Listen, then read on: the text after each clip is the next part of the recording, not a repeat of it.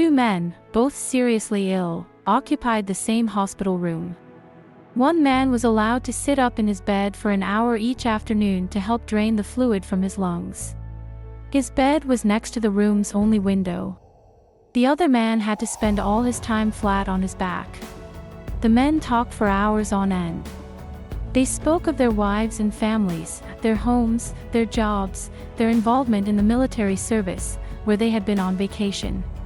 And every afternoon, when the man in the bed by the window could sit up, he would pass the time by describing to his roommate all the things he could see outside the window. The man in the other bed began to live for those 1-hour periods where his world would be broadened and enlivened by all the activity and color of the world outside. The window overlooked a park with a lovely lake. Ducks and swans played on the water while children sailed their model boats. Young couples walked arm in arm amidst flowers of every color of the rainbow. Grand old trees graced the landscape, and a fine view of the city skyline could be seen in the distance. As the man by the window described all this in exquisite detail, the man on the other side of the room would close his eyes and imagine the picturesque scene. One warm afternoon, the man by the window described a parade passing by. Although the other man couldn't hear the band, he could see it in his mind's eye as the gentleman by the window portrayed it with descriptive words. Then, unexpectedly, a sinister thought entered his mind. Why should the other man alone experience all the pleasures of seeing everything while he himself never got to see anything? It didn't seem fair. At first thought, the man felt ashamed.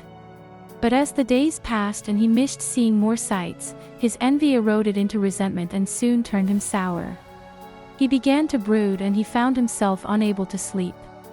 He should be by that window, that thought, and only that thought now controlled his life.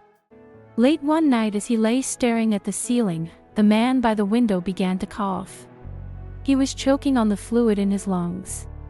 The other man watched in the dimly lit room as the struggling man by the window groped for the button to call for help. Listening from across the room, he never moved, never pushed his own button, which would have brought the nurse running in.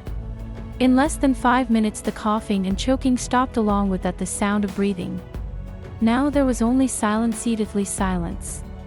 The following morning, the day nurse arrived to bring water for their baths. When she found the lifeless body of the man by the window, she was saddened and called the hospital attendants to take it away. As soon as it seemed appropriate, the other man asked if he could be moved next to the window. The nurse was happy to make the switch, and after making sure he was comfortable, she left him alone. Slowly, painfully, he propped himself up on one elbow to take his first look at the world outside. Finally, he would have the joy of seeing it all himself. He strained to slowly turn to look out the window beside the bed. It faced a blank wall. The man asked the nurse what could have compelled his deceased roommate had described such wonderful things outside this window. The nurse responded that the man was blind and could not even see the wall. She said, "Perhaps he just wanted to encourage you. Always be good to others. Always."